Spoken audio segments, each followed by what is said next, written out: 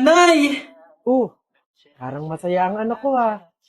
Excited na po ako sa Biyernes kasi year-end party na daw po namin eh. Anak, parang hindi ko ata alam yun ah. Nay, siya nga pala, kailangan daw po namin ng pangregalo sa kaklase namin, tapos po 250 pesos para po sa pagkain. Ang laki naman ata, anak.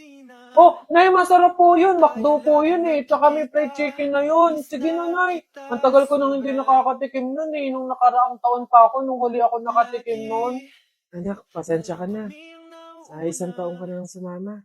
Kapang-budget si nanay. Sige po, Nay. Dahil ikaw ang aking mata sa tuwing mundo'y naiiba. Anak, gising na. Nay, bakit po? Diba, year-end party mo. Nay, sabi niyo po, di ba hindi po ako makakasama kasi wala po tayong pera? Anak, nagawa ng paraan ni nanay. Binili na lang kita ng ulam at kanin sa kanto. 89 pesos lang, may fried chicken ka na. Nay, paano naman po yung pangregalo ko po? Ito o, baso. Anak, ito yung naregalo sa kanong tatay mo ng birthday ko. Ayan. Ito na lang ipang regalo mo. Sige na anak, kumilos ka na, mahuhuli ka na. Alright, kids! Happy New Year, everyone! Pwede na kayong kumain. Pang mga natitirang paghinga, pitungo na kung saan naroon ng mahalaga. Whoa, kahit na kailangan pa may di mawa, wala pagkat kailangan kong mapa, saan man mapunta lang kung saan nagmula. Whoa. Huwag mag-alala, pikit ang iyong mata, tada, pahinga mo. Salamat, Nay. Huwag mag-alala, ipikit ang iyong mata, tada, pahinga muna. Ako nang bahala, gusto sa labis ang ginagawa, pahinga muna. Ako na, la tara tara, la tara tara, la tara tara tara, la tara. Kuya, isang caramel macchiato. Ikaw, Beb, anong sayo?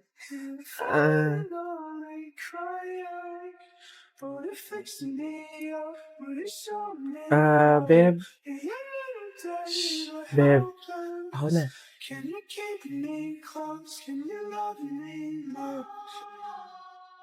Kuya, 2 Intramuros po. Beb, eto na, wag na, meron ako. Okay lang yan, Beb. Dagdag mo na lang yan sa pamasahe mo bukas. Diba? Beb, excited na ako. Next week na yung tour natin. Nagbayad ka na ba? Beb, hindi ako sasama eh. Ang mahal kasi. Wala kaming budget para doon. Ganun ba? Okay, sige. Sagot ko na. Ako na magbabayad. Beb, wag na. Ano ka ba? Hindi mo naman kailangan gawin yun eh. Ang dami mo na nga nalilibre para sa akin eh. Okay lang ako, promise. Ano ka ba? Papayag ba ako na hindi kasama yung best friend ko doon? Next time, kapag ikaw yung meron, edi ako naman yung ilibre mo. Ganun lang yun. Go na.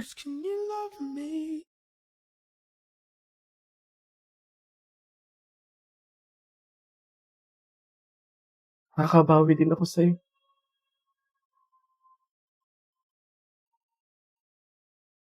Yan, picture lang ng picture guys. Ako lang to. Oh. Pak. Boo. Dito naman, dito naman. Yeah. Ang tatamad yun talaga, oo. Wala man lang makatulong sa akin dito. Wala man lang makapagtimpla sa akin ng kape. Talaga nakakayos talaga dito.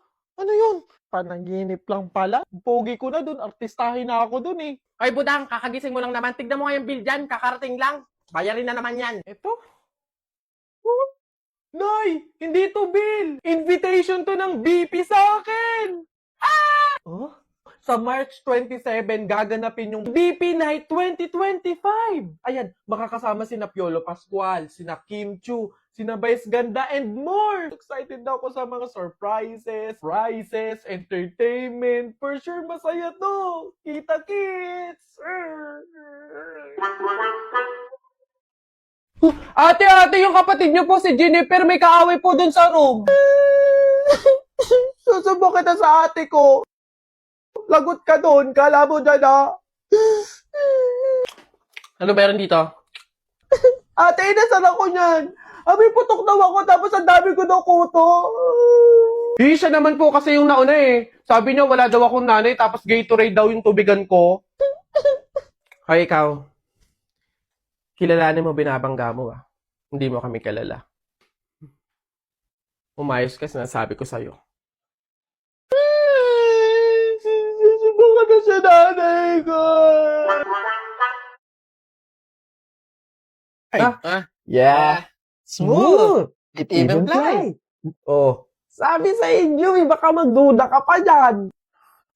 Oo na nga, oo na nga. Ako na yun. Yung napapanood nyo na Nesty commercial, ako yun. Isa ako doon. So, yung commercial na yun ng Nesty, may nanay, tatay, sister, brother. Ako yung brother doon, okay? Ako yung lalaki doon na nakakap. Ito na isang videohan na lang, huwag na kayo mag-comment. Hindi pa rin ako makapaniwala na meron akong first ever TV commercial, which is Nesty. Siyempre, napakalaking bagay sa isang tao, sa isang content creator na magkaroon ka ng commercial. So, eto kasi matagal na. Halos mag-1 year na yung commercial na yon. Sinut siya May 2024. Tapos, nilaunch siya April 2024, kung hindi ako nagkakamali. Pero ngayon ko lang naisip gawa ng video kasi ito na nga, gusto ko na i-clear sa inyo kasi kumoment kayo na ng kumoment. Nakita kita sa TV, hala, ikaw po ba yung nasa Nesty commercial? Hoping na masundan siya kasi may sabi-sabi na baka nga masundan ulit yung commercial na yon and kami ulit yung magkakasama, yung family na yon. Nakasama ko doon si Miss Lottie B, si Doreen Neal, at si Daddy Roby, tsaka ako.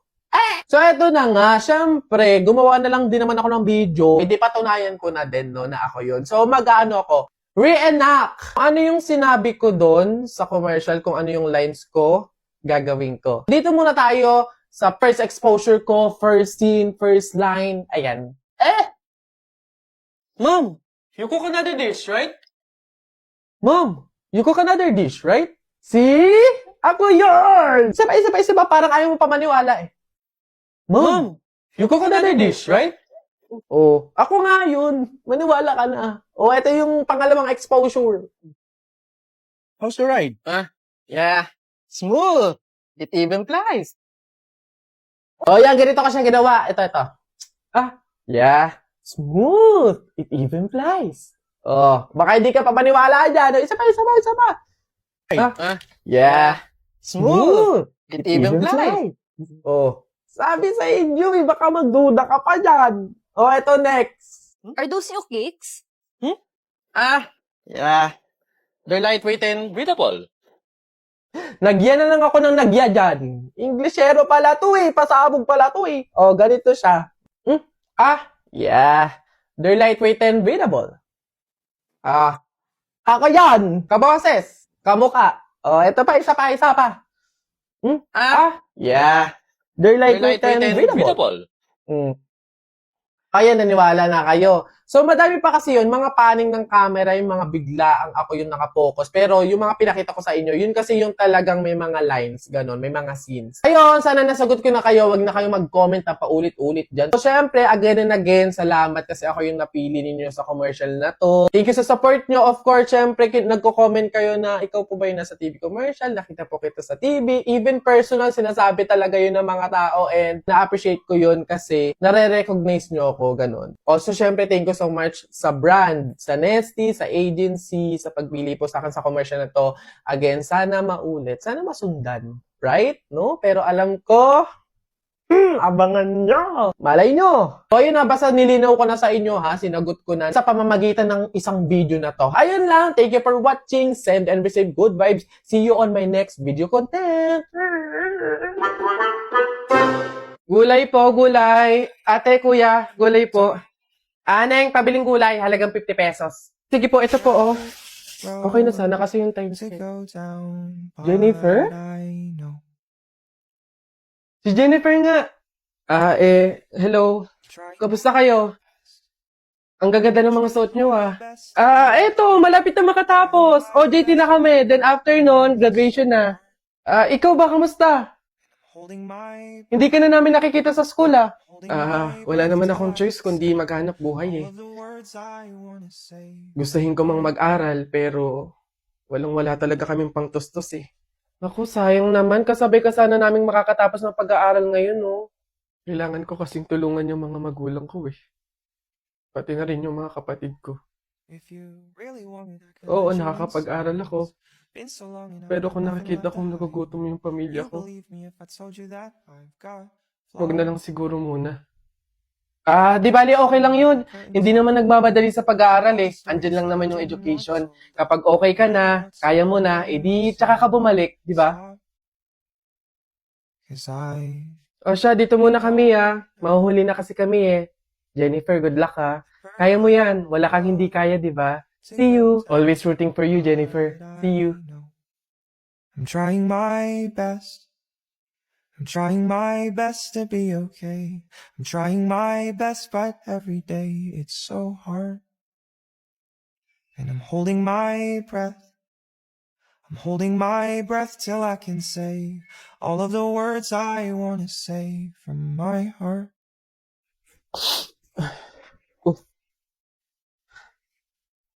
Hello, Nay. Napatawag po kayo. Kamusta po? Anak, baka meron ka pang 10,000 dyan. Pang dagdag lang sana sa pang-araw-araw dito sa bahay. Nay, di ba po kakapadala ko pa lang ng 15,000 nung nakaraang linggo? Ayun na nga, naubos na eh. Nag-aya kasi yung mga kumari kong mag-outing. Diyos ko. Nay naman, malaking halaga po yun. Sana naman tinipid ninyo. Hindi po ganun kadali kitain yun eh. May pasensya na po, hindi po ako makakapag-abot pa ngayon. Wala din po ako. May mga bayarin din po ako dito tsaka gastusin pang araw-araw. Teka, ang yabang na itong sumagot Kung makapagsalita ka, para ang laki ng kasalanan ko Nakapag-abroad ka lang, ganyan ka na magsasagot? Puro ka lang naman pasarap dyan? Singilin kaya ka sa pagpapalaki ko sa'yo. Huwag ka mag-alala, hindi ka namin kailangan. Kaya namin nang wala ka. Sobra naman ho kayo, Nay. Hindi naman po ganun kadali magtrabaho dito sa abroad eh. Kasi lahat salo-salo mo. Yung kapag nahihirapan ka, yung may sakit ka, nalungkot ka, wala. Ikaw lang mag-isa. Wala kang katulong, wala kang karamay. Pero Nay, bakit ganun? Yung isang beses ka lang hindi nakapagbigay pero parang buong pagkatao ko na yung hinisgahan ninyo. Itong pag-abroad ko, Nay, kayo naman po yung may gusto nito, di ba? Hindi po ako. Gusto ko po kasi, Nay, maging doktor talaga eh. Yung makakapagbigay ako ng tulong sa mga tao. Yung makakapaggamot ako ng libre. Yun talaga, Nay. Kaso mahirap kasi tayo eh. Kaya itong pag-abroad ko, pinili ko na lang to para sa inyo. Nay, yung pasarap po ba na sinasabi nyo? Yun po ba yung kapag natanggap ko na yung sahod ko, bibili ako na kahit man lang pares ng damit? Yung pasarap po ba na sinasabi nyo? Yun ba yung kapag after kong magtrabaho, magpakapagod dito sa abroad, yung kakain ako ng masarap kahit isang beses lang? Yun po ba yun, Nay? Pasensya na po kayo, Nay, Kasi minsan, sa tanang buhay ko, hindi ko naranasan yung ganun eh. Kaya yun man lang, Nay, mabigay ko sa sarili ko, maregalo ko sa sarili ko. Kasi wala naman akong choice eh. Kundi yung piliin lagi yung pamilya ko para tulungan kayo. Yun nga man lang, Nay, na kamustahin niyo ako. Kailan ko kaya ma-experience na yung tatawag kayo sa akin, yung magme-message kayo sa akin para kamustahin lang ako. Yung hindi yung manghihingi kayo ng pera, yung hihingi kayo ng ganito. Pero wala eh. Hindi ko alam, Nay. Hindi ko alam kung bakit sa kabila ng paghihirap ko, sa kabila ng pagpili ko sa pamilya ko kaysa sa pangarap ko, hindi ko alam, Nay, kung bakit ganito pa yung mga sinasabi niyo sa akin.